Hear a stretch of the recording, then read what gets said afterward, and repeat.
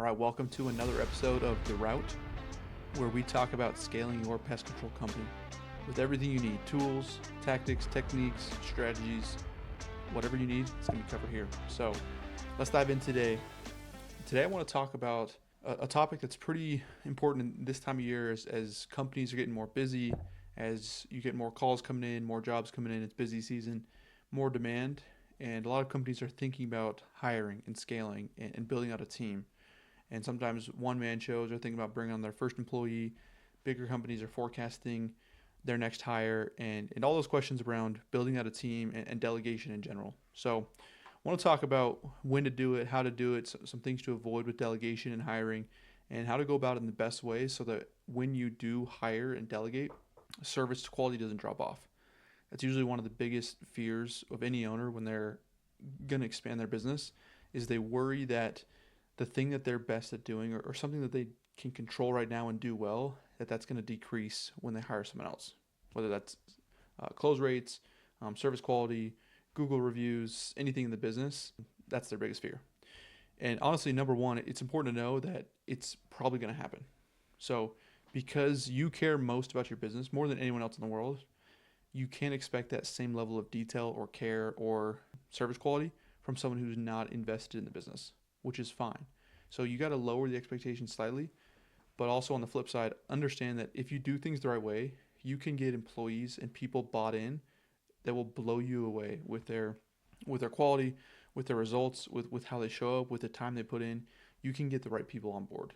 So let's dive into it. First, I think it's important to know first is I would tell any owner, anyone who's starting or currently running a business, I think it's super important to do everything first, especially in pest control.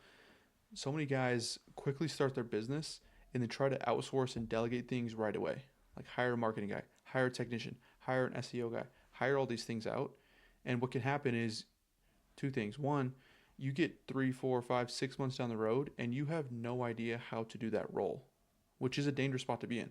Now, you can be, if you take it to an extreme, you can be held hostage by those people in your business because they have a chokehold on your business. If they leave, you have no idea how to do those things. So if they're doing a great job, it's honestly not a great thing for you because now they have more and more and more leverage on your company, which is not what you want early on. And number two, if they do a terrible job, now you're several months down the road, you've lost money paying them, and you got to figure it out on your own, and you have no idea how to do this thing. And now you're probably already busy with other things that you were doing currently, and now you're trying to figure that out, and it's just a bad situation. So first and foremost, do everything first. Don't hire too quickly. Don't be too quick to just outsource it and find someone to do it.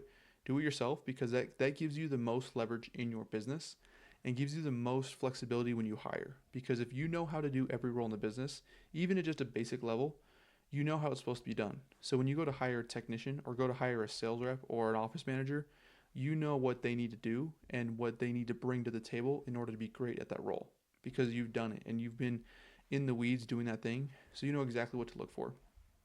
And it gives you more flexibility because you can bring someone in with no experience who just maybe has the qualities or the traits or the values that you want, but no experience in that role. But now because you know how to do that role, you can train the difference between where they're at and what they need to do. So if you don't have any experience in the role, then you're stuck only being able to hire people who have experience in the role and can do it right from the get-go. So first and foremost, do everything yourself. Do the sprays, do the services, do the admin work, do the scheduling, do the routes, do all the phone calls, do the sales calls, do everything. Put up your website, get the Google page out there, do the marketing, do the campaigns, whatever you need to do, just do it all. And you're going to suck at a lot of it, but that's the point, is you want to suck at it so you can get better at it, but then also so you can know what it looks like to be good at it. So when you hire someone and talk to people, you know, hey, this is what I'm looking for. Like, here's where we're at. I need this done in this role, in this business. So don't think you're too far advanced or too far ahead of doing those little jobs yourself early on. Secondly, there comes a question of who do I hire first? Solo operators are always in this kind of pickle of, do I hire an office person? Do I hire a technician? Those are usually the two roles that people debate because typically what happens is you get close to being maxed out as a technician doing all the jobs yourself, and so you don't have enough room in your time to actively grow the business and be on that side of things. But sometimes you don't have enough money to hire someone. So it's kind of the debate of, do I get all the phone stuff taken care of and so I can focus more here, or do I get all the routing stuff taken care of so I can focus on other stuff?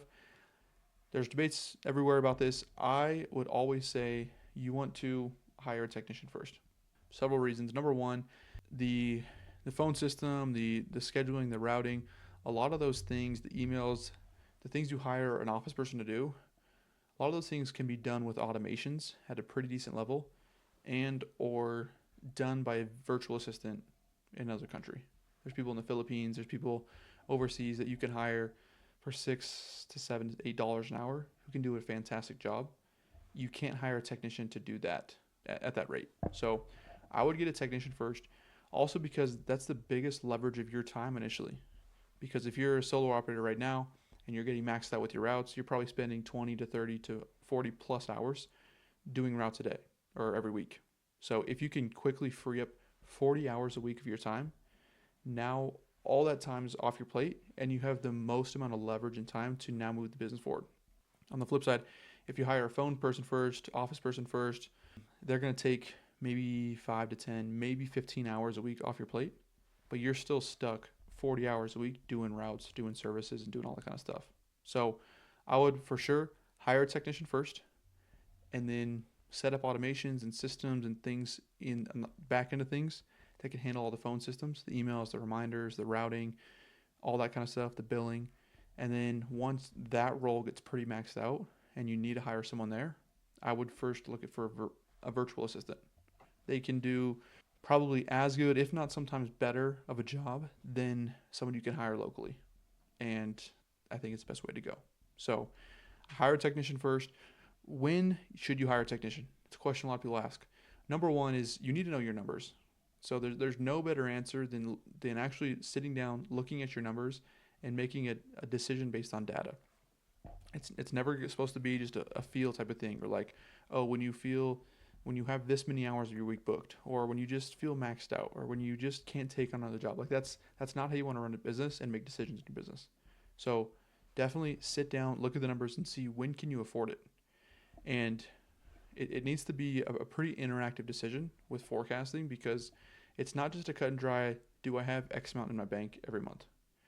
It's more than that. So you want to look at, okay, the technician's going to cost, let's just say $4,000 a month to be just for clean numbers. So for sure you're going to need to have at least $4,000 in profit each month to offset that cost. So you need to look at that first. But second, start forecasting the future and see, okay, if I'm going to pay $4,000 a month for this technician, I can cover it, check. But secondly, what other changes are going to happen in the business? There's going to be more expenses. You're going to need to get another truck, probably get that outfitted, get more equipment, get more chemicals, get licensed, get more gear, shirts, polos, hats. Like there's a lot of other things you don't think of. It's not just $4,000 a month and it's up and running. There's tons of other expenses that go into hiring someone. There's payroll taxes. So be very aware and be very conservative when you forecast these numbers, that you factor in all those things. And then with that too, number two is there's going to be other changes that happen on your side of the business. So now that you have 30 to 40 hours free in your business because you have a technician doing all that work, how much leverage and growth can happen now? So it's not just, can I afford it month over month? That's the baseline question. Number two is, what kind of growth is going to happen now because I can go out and market or sell or advertise for 30 hours a week now? Think about that. So forecast the technician pay, but then forecast the increase in sales, increase in new customers, increase in upsells. Or maybe now that you have a technician that's doing general pest control for you, now you have time to do termite jobs or upsell to wildlife or rodent exclusions or bigger ticket jobs that are a little bit harder to train. So he won't do that initially, but now you can go out and start doing those jobs, bring in more cash and more revenue, and keep moving the business forward. So in a lot of cases, hiring a technician, once you can afford it at the baseline level, it just multiplies upon itself, because now not only is it taken care of, but now you are bringing in more money into the business because your time is spent in doing higher leverage, higher income activities. But when can you know? It's different for everyone. Look at your numbers. Some people have more cash in the bank and can afford that sooner. So that's something to more. Some people are just barely skimming by, and kind of their monthly revenue and then the profit is all they have right now. So that person can't afford a technician as soon as the other person can. Some people have a sales force behind them and they're ready to scale fast and they know they're going to need a technician. Those are all different situations, but in any circumstance, look at the numbers, forecast that, and then make sure you forecast the difference. And when you forecast those added sales, added revenue, added upsells, make sure you're very conservative there, because the last thing you want to do is hire a technician and say, "Oh, I'm going to get a technician and I'm going to sell $5,000 more in revenue every month to offset his cost, and I'm going to be able to afford it that way." You don't want to do that, because you do not want to bank on being able to cover a technician based on like best case scenario in your sales, and you're forgetting all the other expenses that come. Like the added revenue won't go straight to a technician. There's the cost of getting the job done. There's added costs with your vehicle insurance is going to go up. Your gas cost is going to go up. There's all these other things. So don't get caught up in just like A plus B equals C. The best way to go about getting this technician up and running is having systems and processes in place that he can come in and replicate. So hopefully you're doing this at this point now, but if you're not, once you're getting ready to hire someone, or once it's even on your radar, you want to start documenting everything. So how you do the job, a checklist of what you do before you get out of the truck, what you do when you get back in the truck, what you do at the beginning of the day to know you're ready to start the day, how exactly you talk to the customer. Write down the script of what you say to a customer in person, the chemical ratios you mix, all these things that you probably do right now just mindlessly because you do it so many times. Document it now. That's going to make your training process easier and easier to replicate what you do. Because if you don't, you're going to get in a situation where you hire him or her and they come in and now you're stuck on just trying to remember all the things that you do second nature. And it's not, you're going to forget, and then he's going to forget too. So document things now, any script, any process, any procedure, any service report they need to fill out, any checklist, have it all written down and just condense it into a training manual.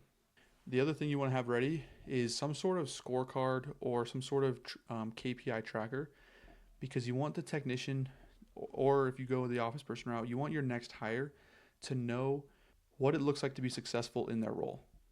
That's one of the best ways that you can have customer or employee satisfaction, is they need to know what you're looking for. Anytime an employee is working in a job, and maybe this happened to you at your previous job, if you aren't aware of what your owner or boss is looking for, it's not an enjoyable workplace, because you're just doing your work and hoping he's happy and not sure, and then come performance review time, you just sit down and hope they're happy with what you're doing. So you want very clear expectations. So I'd recommend having 3 to 4 to 5 key metrics and numbers that you are grading their performance on. And what's important too is those numbers should be in full control of them. So you don't want your technician to be graded on, let's say, how many new houses he can do in a week. He's not the sales guy. That's not his job to do new houses. His job is just to get done what's on his route. Or you don't want an office person to be in charge of how many 5-star reviews come in, because that's not their job. That's a technician's job.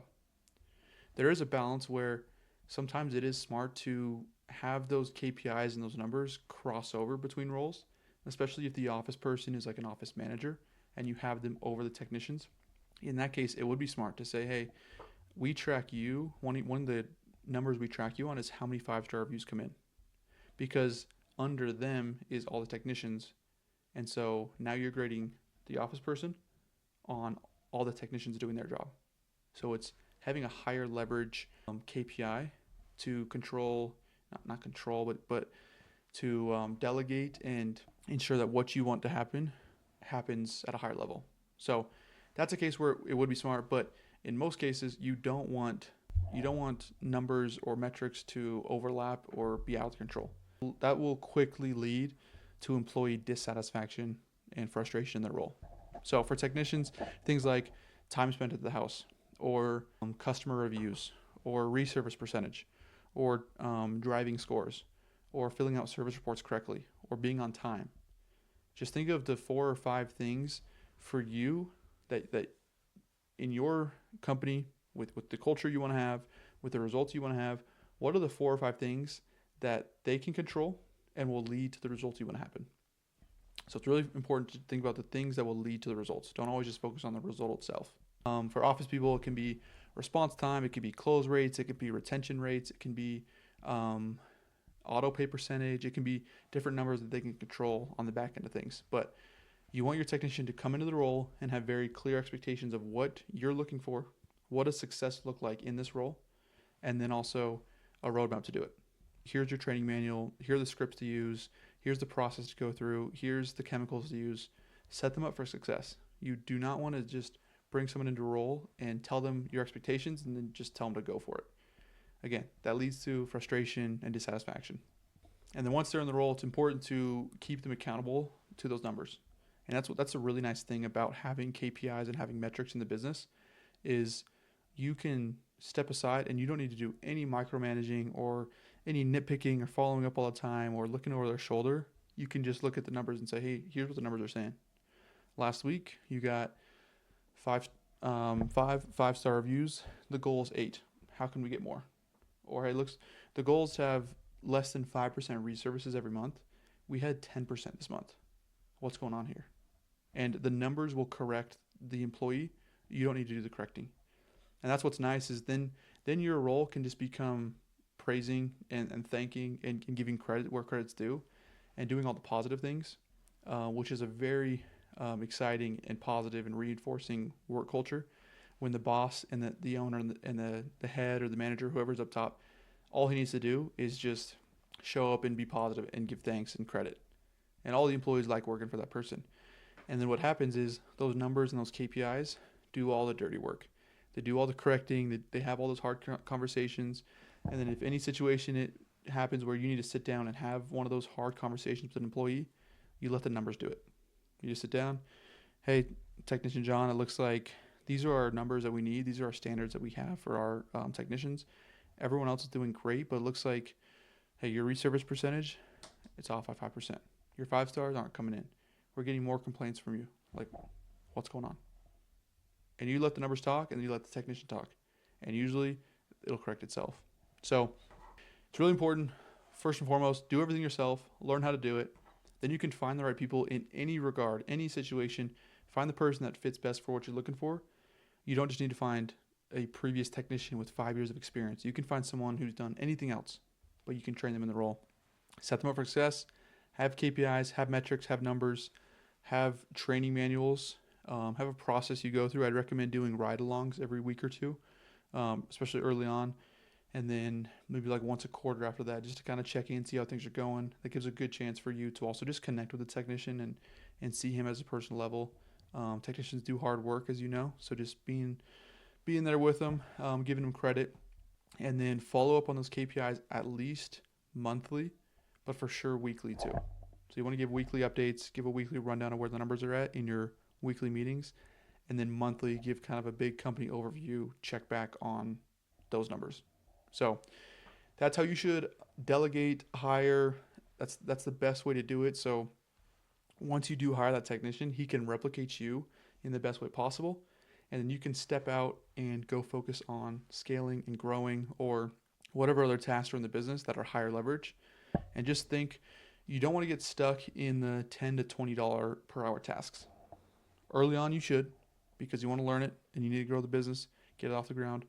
But after being in business for a year or two, or once you're really growing the business, you have several hundred customers, you shouldn't be the one doing those $10 to $20 to $25 per hour tasks. So the invoicing, the scheduling, the routing, the actual servicing, those are things that you can hire for $20 to $25 an hour.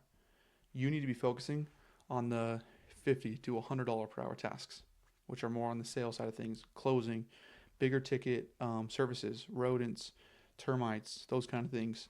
Those are where your time is needed because you can fulfill those tasks and get better leverage and better return on your time.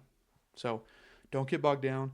I've talked to owners who are 5-10 years in the business and have a really solid, healthy business that's growing, but they're still doing some of those little tasks they can easily outsource, sometimes to a VA, a virtual assistant, or sometimes to just a quality employee who will do that for $20 an hour. So be smart about your time. Make all your decisions based on numbers. Don't just do it based on feeling. Let the feelings back it up and let the numbers drive it. And then have these systems in place so your employees can scale so they can be successful in the role, so they can be happy working for you, and that'll just create a culture that continues to compound upon itself. More and more people will come to that and be magnetized to it, and a lot of your employees will refer friends, relatives, or people they know to come work for you too. So be smart, delegate, don't do it too quick, don't do it too slow. Follow these steps, and you can replicate yourself and really start scaling a business with people and employees who like working for you. That's what we got for today. Thank you for listening. If you know anyone who's trying to grow their pest control business, who's thinking about scaling, who's trying to hire, send this to them. Leave a 5-star review if this has been helpful for you, and I will see you on the next episode.